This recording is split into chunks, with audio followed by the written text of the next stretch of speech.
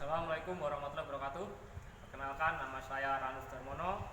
Pada kesempatan hari ini saya ingin menyampaikan materi KD 3.11 menganalisis gangguan pada rem mekanik. Pada kesempatan hari ini saya ingin menggunakan sebuah motor Yamaha Vision di mana rem roda belakangnya dia menggunakan rem tromol. Seperti penjelasan kemarin bahwa fungsi rem adalah pertama untuk mengurangi laju kendaraan sekaligus untuk mengendalikan kendaraan. Yang kedua, fungsi dari rem sebagai keamanan dan kenyamanan saat berkendara. Nah, di mana pada sistem rem ini wajib kita perbaiki atau kita lihat setiap hari atau bukan berkala. Setiap hari harus kita cek. Di mana untuk pengecekan dari sistem rem tromol, apakah sistem rem tromol ini sudah aus atau mengalami masalah, bisa kita lihat dari indikator ini, indikator tanda keausan pada rem tromol. Apabila indikator flat ini menyentuh sini, ya ini tanda, berarti ini kalau sudah sampai sini kampas rem sudah habis. Ini tanda indikatornya, ini indikator flat, ini tanda keausan. Ini kalau seperti ini berarti nanti masih kondisi bagus. Dimana pada rem tromol itu cenderung saat direm berbunyi berdecit atau sebagainya ya, itu wajib kita lakukan pembongkaran pada sistem rem mekanik. Untuk membongkar rem tromol kita menggunakan kunci 17, ring 17 sama ring 19 sama kunci pas 12 untuk menanya. Oke, langsung saja kita bongkar.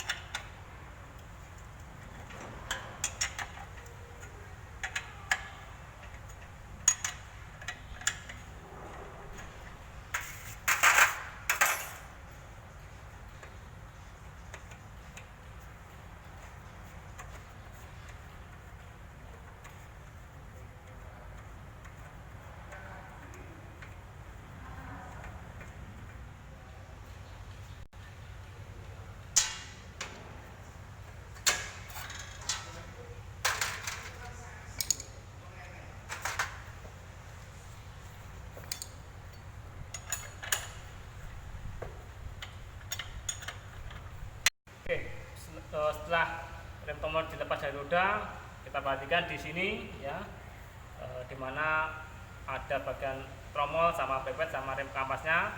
Nah, sebelum kita lakukan identifikasi komponen, di mana sering timbul suara berdecit saat direm dan disebabkan oleh sebuah-sebuah yang ada pada sisa-sisa pengereman di dalam tromol. Nah, oleh sebab itu maka kita lakukan pembersihan dulu terhadap komponen-komponen rem tromol mekanik tersebut ya. Untuk kesehatan dilarang kita membersihkan kotoran yang ada pada rem tromol menggunakan kompresor untuk kesehatan, karena debu atau sisa dari pengereman biasanya mengandung unsur asbes yang terdapat pada kampas rem sehingga tidak baik untuk kesehatan. Sehingga untuk pembersihan komponen kita lakukan dengan cara mencuci menggunakan air sabun, kemudian kita keringkan menggunakan kompresor. Oke, mari kita lakukan pembersihan komponen.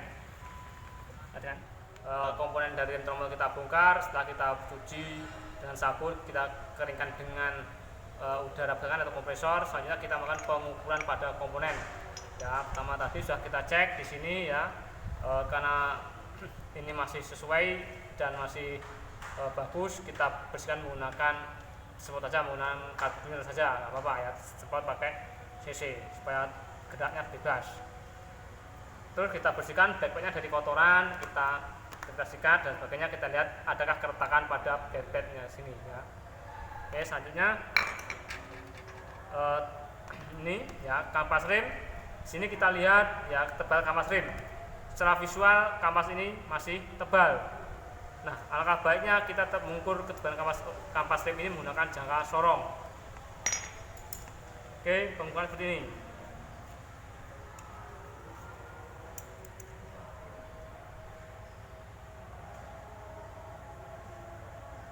Ya, itu ya.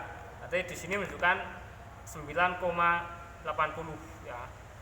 Di mana ketebalan kampas rem limitnya bisa kalian lihat di buku manual kendaraan tersebut. Nanti silakan kalian cari referensi di internet ya, berapa limit dari kampas rem yang ada pada unit motor kalian.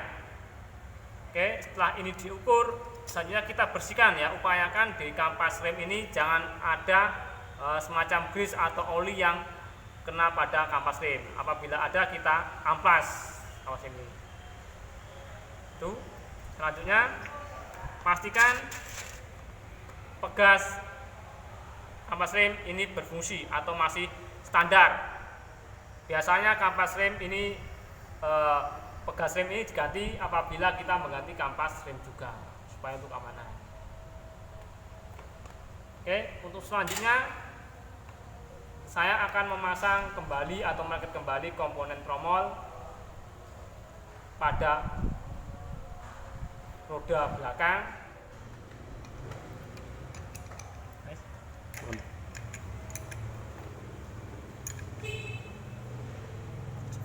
Setengah loh, mau ditenggiri dulu.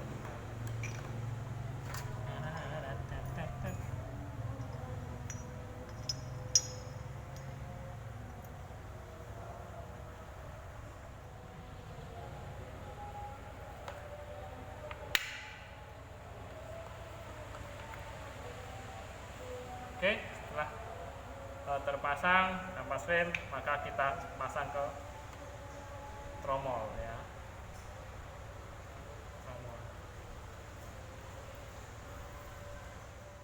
Setelah kita bersihkan komponennya, kemudian kita pasang lagi kepada rem tromol. Oke.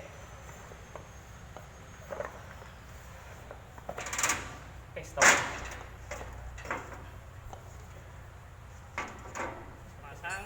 Kita pasang sebagai indikator penyatuan rantainya ya, jarak gigitan rantai.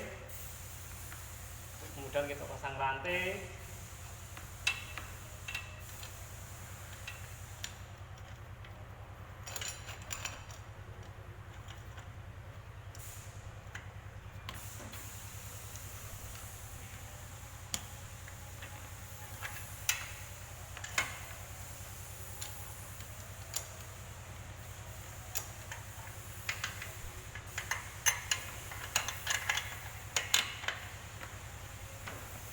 Pasang dulu baut penguncinya.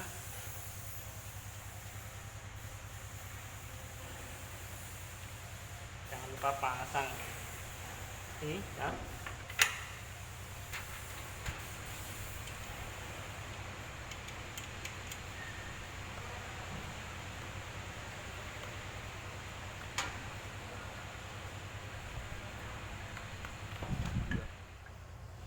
Oke, setelah pasang kita lakukan penyetakan rantai ya, usahakan antara mounting kiri dan kanan itu sama. Caranya untuk menyetar rantai, kita cari rantai yang mengalami kekencangan paling kencang seperti ini. Selanjutnya kita putar indikator nih. Di sini menunjukkan angka 4 samping kiri, maka sebelah kiri juga harus menunjukkan angka 4. Itu pada fiction seperti ini. Motor lain prinsipnya sama, kita menyamakan mounting yang kiri dengan yang kanan harus sama supaya tidak jadi keolengan antar bahan. Oke, setelah ini selesai sama, baru kita kencangkan baut as rodanya.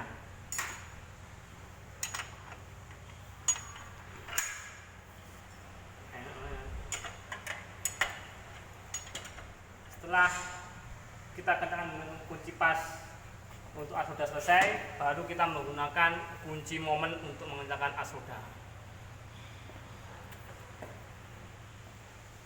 Demikian perbaikan pada rem tromol. Untuk selanjutnya, silakan kalian mengidentifikasi gangguan-gangguan yang ada pada rem tromol kendaraan Anda di rumah. Sekian dari saya. Assalamualaikum warahmatullahi wabarakatuh.